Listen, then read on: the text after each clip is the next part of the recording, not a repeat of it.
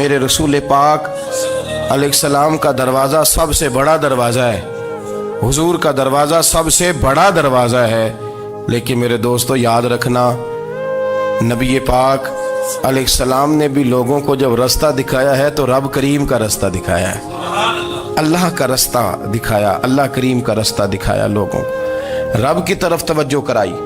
میرے رسول کریم سید عالم صلی اللہ تعالی علیہ وسلم نے لوگوں کی اللہ کی جانب توجہ کرائی اور لوگوں سے یہ کہا کہ وہ اپنے رب کریم کی جانب اپنا ذہن رکھیں، اپنی توجہ اپنے اللہ کی جانب مبذول کریں۔ میری بات کو اچھے طریقے سے سمجھیے گا، علم اللہ تبارک و تعالی عطا کرتا ہے تو اسے اللہ کی عطا ہی سمجھنا چاہیے۔ کچھ لوگوں کے پاس علم ہوتا ہے پر علم نافع نہیں ہوتا، وہ ٹامک ٹونجا مارتے رہتے ہیں ساری زندگی۔ علم کو اللہ کی عطا سمجھیں، اپنی عقل پر اپنے شعور پر زیادہ بھروسہ نہ سمجھیں، نظر اللہ پہ رکھیں۔ حضرت مولا علی شیر خدا کرم اللہ تعالی وجہہ الکریم سے کسی نے پوچھا تھا بڑا عالم کون ہوتا ہے؟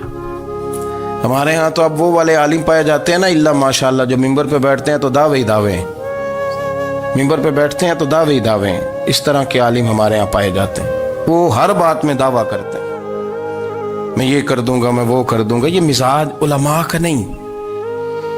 حضرت علی المرتضیٰ سے کسی نے پوچھا بڑا عالم کون ہوتا ہے؟ فرمایا بڑا عالم وہ ہوتا ہے کہ جسے مسئلے کا پتہ نہ ہو تو وہ کہہ دے مجھے نہیں پتا، میں پتہ کر کے بتاؤں گا، غلط بات بیان نہ کرے۔ امام مالک سے کسی نے کوئی مسئلہ پوچھا تو آپ فرمانے لگے مجھے اس سوال کا جواب نہیں آتا،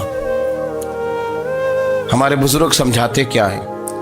وہ کہنے لگا آپ اتنے بڑے امام ہیں تو اس سوال کا جواب نہیں آتا۔ فرمانے لگے اگر مجھے ہر سوال کا جواب آتا پھر تو میں خدا ہوتا، مجھے ہر سوال کا جواب نہیں آتا، مجھے تو اتنا آتا ہے جتنا میرے رب نے مجھے عطا کر دیا ہے۔ اپنی نظر اللہ پہ رکھیں، نکل آئیں اس معمے سے باہر کہ میں کوئی بلا ہوں، مجھے بڑا پتہ ہے، میرے پاس 6 ڈگریاں ہیں، مجھے 10 جگہ پہ تدریس کا شغف حاصل ہے، اس سے نکلیں باہر۔ قرآن مجید دیکھیے گا، اللہ تعالیٰ نے ارادہ قدرت فرمایا کہ میں حضرت آدم کو بناؤں گا، پھر بنانے کے بعد فرمایا فرشتوں سجدہ کرو آدم کو، سب نے سجدہ کیا الا ابلیس ابا واستکبر وکان من الکافرین، سب نے سجدہ کیا سوائے ابلیس کے، اس نے انکار بھی کیا، تکبر بھی کیا اور کافروں میں سے ہو گیا۔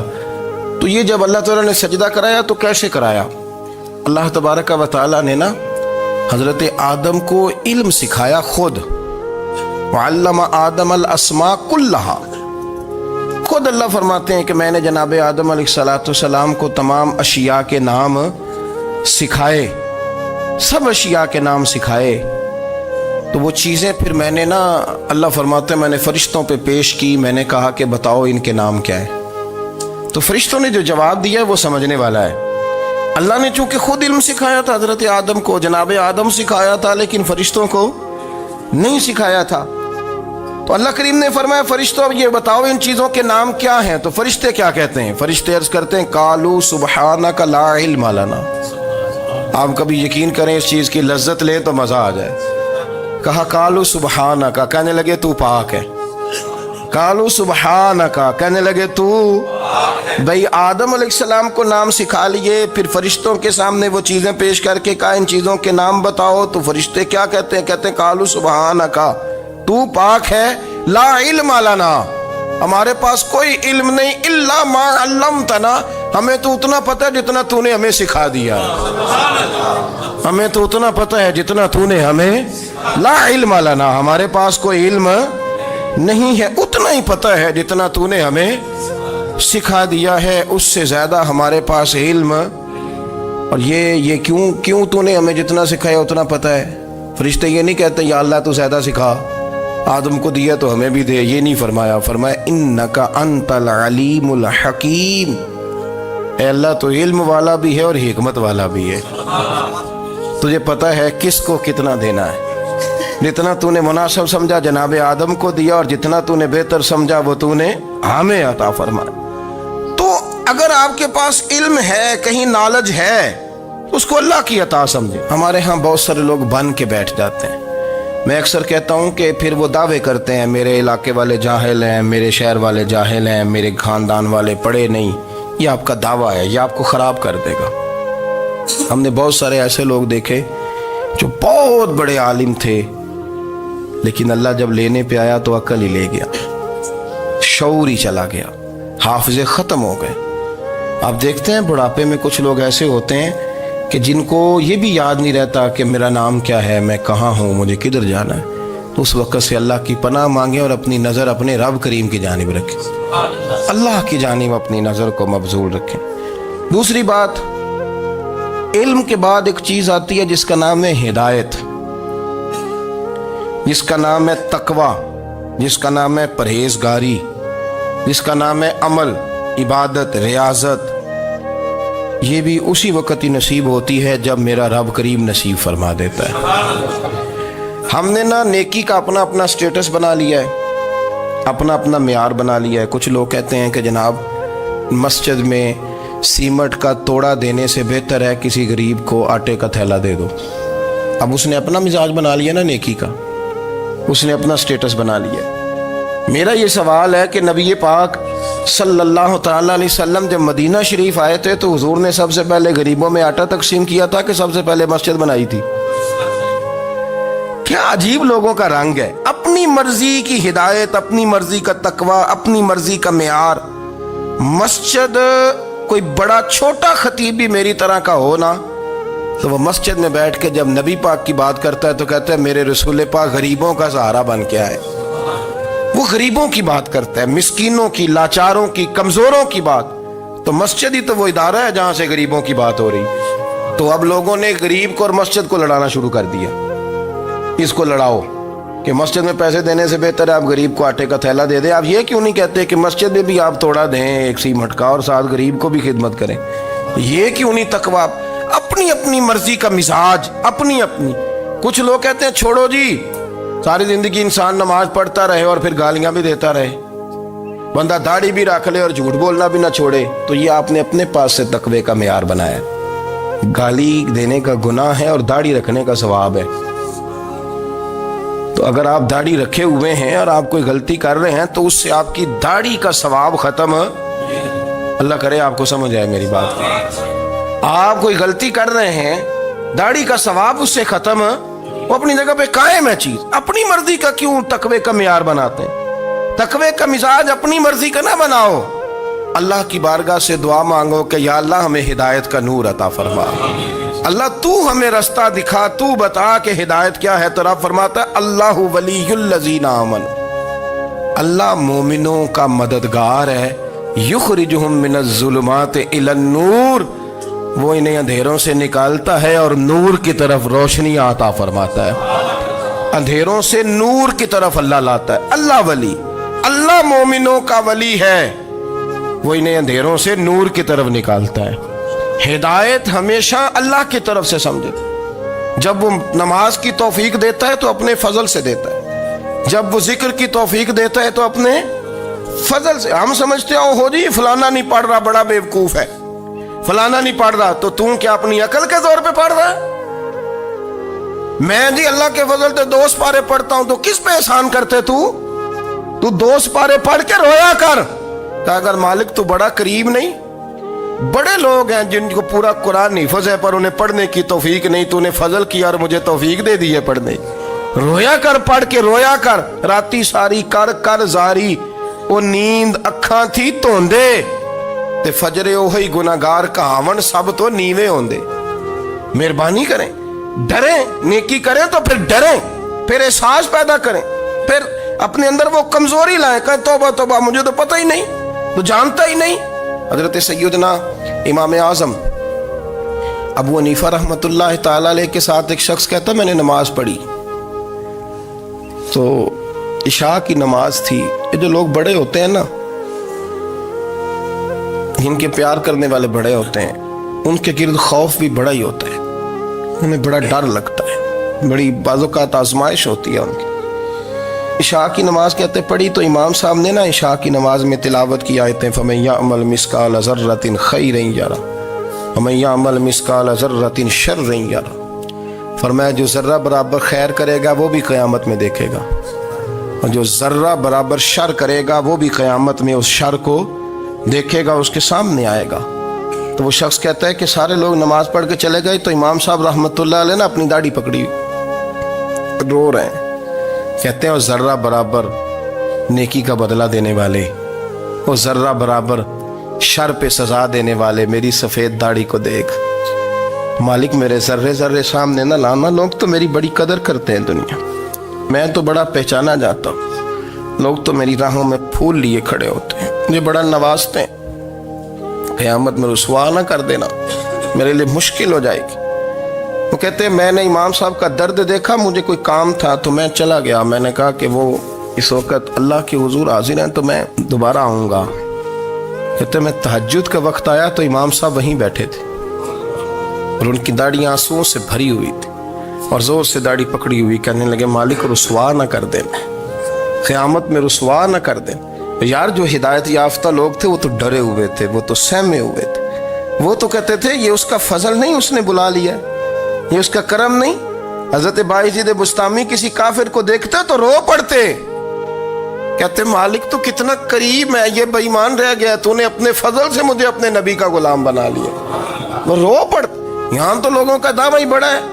نمازی اللہ خیر فرمائے وہ تو دوسروں کو گھورتا ہے، وہ کہتا ہے جنت کا میں مالک ہوں، کنجیاں میرے پاس ہیں، میں کسی اور کو گھسنے نہیں دوں گا. اور اگر 2-3 حج کر لے تو پھر تو وہ کہتا ہے کہ اب میرے سے پوچھ کے لوگ جنت میں جائیں گے معاذ اللہ. اور اگر وہ 2 4 5 7 دفعہ کوئی نفل پڑھ لے تو پھر وہ کہتا ہے چھوڑیں جی سارے لوگ بے عمل ہیں، میں اکیلا نیک ہوں. نہ ایسا کریں، اپنی توجہ اپنے رب پہ رکھیں، اپنی توجہ اپنے معین الملت والدین، عطا رسول، ہند الولی، غریب نواز، خواجہ معین الدین چشتی، حضرت خواجہ اجمیر، شاہ اجمیر، والی ہندوستان. آخری عمر میں نا سارا دن روتے گزر جاتا، ساری رات روتے گزر جاتے، ذرا سی کوئی بات کرتا تو رو پڑتے، آنکھیں آنسوں سے بھری رہتی. کئی دفعہ اپنے بھی پریشان ہو جاتے ہیں نا کہ یار تو ایک بات کی جان ہی نہیں چھوڑ رہا. تو خواجہ قطب الدین صاحب بختیار کاکی سے لوگوں نے کہا کہ آپ مرشد سے بات کریں، اتنا بھی تو نہیں نہ رونا چاہیے، ہر وقت اس کے آنسو کی کریے. عاشق دا کام ہی رونا تونا تے بنا رویوں نہیں منظوری. یہ عاشق سدا ہی روندا رہندا ہے، پاویں وصل ہوئے تے پاویں دوری. ہر وقت رونے کا کیا مطلب ہے؟ تو خواجہ قطب صاحب کہتے ہیں میں قریب گیا تو میں نے پیر دبائے، میں نے کہا سونیا لوگ تو کچھ بھی نہیں کرتے، تو نے تو کمال کر دیا، 90 لاکھ آدمی مسلمان کر دیا، دنیا کچھ نہیں کرتی، تو نے 50 سال ساری رات مصلے پہ بیٹھ کے رب راضی کیا.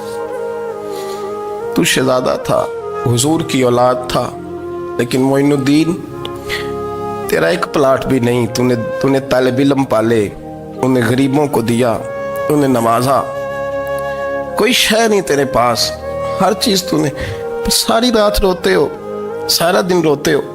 تو خواجہ قطب الدین صاحب کہتے ہیں میں نے جب عرض کیا تو خواجہ صاحب مجھے گلے لگا لی، چیخ مار کے روئے، کہنے لگے قطب الدین پتر داڑھی سفید ہو گئی، جانے کا وقت آ گیا، جو تو نے نیکیاں گنوائی ہیں وہ ہیں صحیح میرے پاس، پر یار کی بارگاہ میں پیش کرنے کے قابل ایک بھی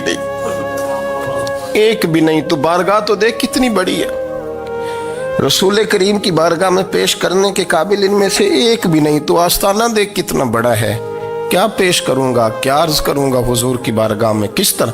وہ یار جو بڑے تھے وہ تو ڈرے ہوئے تھے، سہمے ہوئے تھے، وہ تو بڑی آزمائش میں تھے، لیکن میرا اور آپ کا رٹا 2 نمازیں پڑھ کے 6 نمازوں کا دعویٰ کرنا اور لمبی چوڑی کہانیاں بنانا اور اپنے منہ سے اپنی تعریفیں کرنا، اس سے تھوڑا باہر آئیں.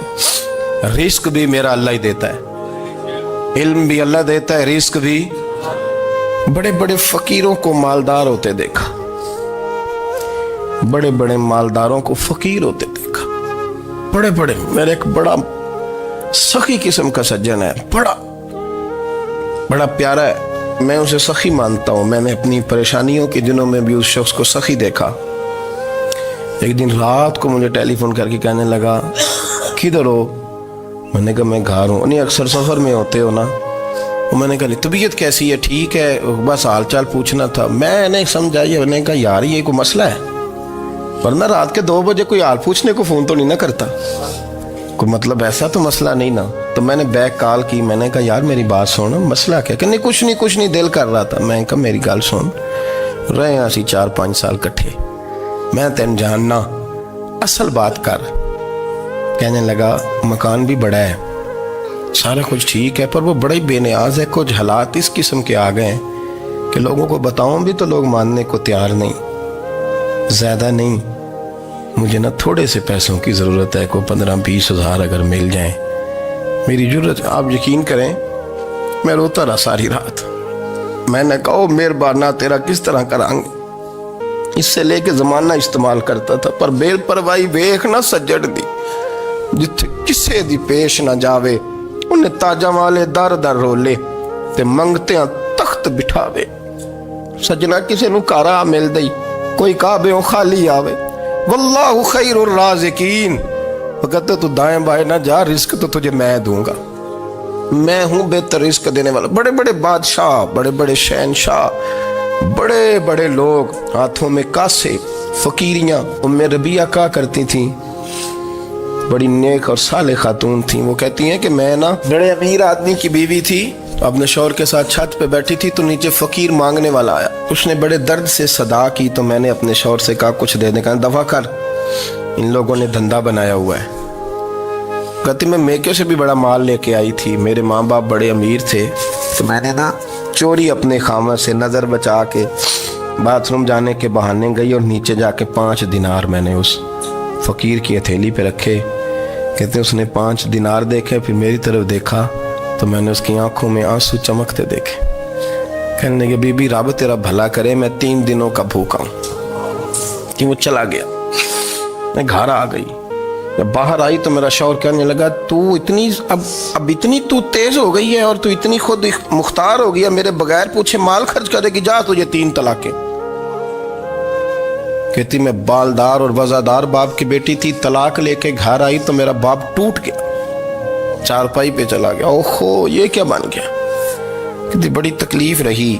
1-2 साल के बाद मेरे अब्बा ने मेरी शादी कर दी। अब जिस शौहर के पास गई वो बड़ा नेक था, परहेजगार था, अल्लाह ने बेहतरीन सिला दिया। कहती छत पे बैठी थी, दरवाजे पे फ़कीर आया, मैंने शौहर से कहा कुछ दे दूं।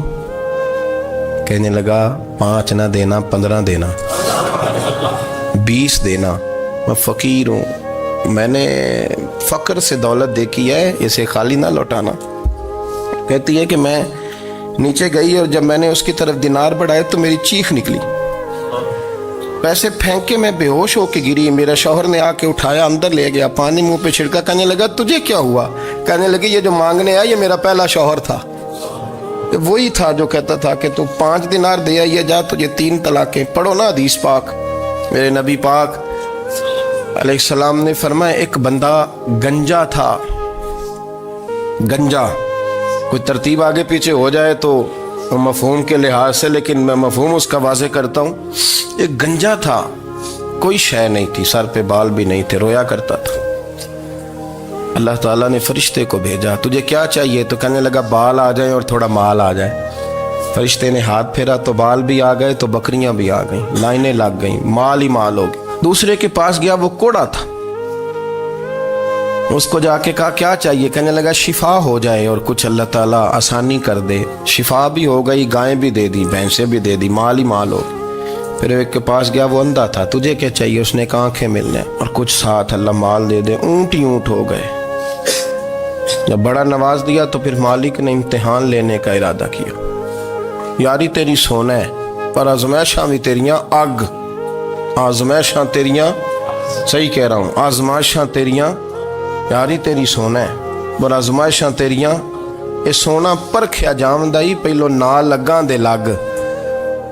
अल्लाह ने फरमाया आजमाइश करो। सबसे पहले गंजे के पास आए, उसे कहा अल्लाह के रास्ते में कुछ दे। कहने लगा मेरे खर्चे ही बड़े, देखो तो सही कितनी मुश्किल में वक्त गुजारता हूँ, हाल ही कोई नहीं। तो उसने कहा मैंने तो सुना है तू गंजा और भूखा नंगा था। कहने लगा मैं तो जल्दी पुश्ती रही से आजम हूँ, तुझे किस पागल ने कहा है, भाग जा। उसने कहा अच्छा जैसे तू था वैसे ही हो जाए। खेत खलियान उजड़ गए, फिर से गंजा हो गया। हुजूर अलैहिस्सलाम फरमाने लगे, फिर वो उसके पास गया जो कोड़ा था, उसे कहा कुछ दे। कहने लगा खर्चे ही बड़े, اب پوچھ لیں کسی امیر آدمی سے، کہے گا چکی کے نیچے ہاتھ ہے میرا، میرے سے زیادہ تو اب پریشان بندہ ہی کوئی نہیں۔ کیا بتاؤں آپ کو، اتنا ٹیکس ہے، اتنا جرمانہ ہے، فلانی شے، بڑا کچھ گنواتے ہیں لوگ۔ اس نے کہا میں نے تو سنا تو پہلے کوڑا تھا۔ اس نے کہا جا دوڑ جا، میں تو رئیس اعظم ہوں، دادا بھی پردادا بھی اور ساری نسل ہی۔ اس نے کہا اچھا جیسے تو تھا ویسے ہی ہو جائے۔ پھر وہ گیا اندھے کے پاس اور جا کے کہا اللہ کے نام پہ کچھ دے۔ تو کہنے لگا رب کے نام پہ؟ یہ کھڑے ہیں اونٹ جتنے تیرے دل کرے لے دا۔ اس نے کہا کیا معنی اس بات کا؟ کہنے لگا یار تجھے کیا بتاؤں، میں تو اندھا تھا، میں نے تو کبھی دنیا دیکھی نہیں تھی، پھر اس کریم نے فضل کیا تو مجھے بڑا کچھ دکھایا۔ میں کیا بتاؤں، میرا دل کر رہا ہے کہہ دوں کہ پھر اس نے کعبہ دکھایا، پھر اس نے روضہ رسول دکھایا، پھر اس نے ریاض الجنہ کے سجدے دکھائے، پھر اس نے اپنے محبوب کے دروازے کی رونقیں دکھائیں۔ اس نے بڑا کچھ دیا، اس نے بڑا نوازا۔ میرے پاس تو شاید میں بدکار پرانا خادم، کسے در ملی نہ ٹوئی، ایت واصف یار نے نظر جو کی تھی، پھر واصف ہی ہوئی۔ یہ تو اس کا کرم ہوا۔ تو یہ وہ کہنے لگا تو اللہ کے نام پہ جان مانگ، میں وہ بھی دینے کو تیار۔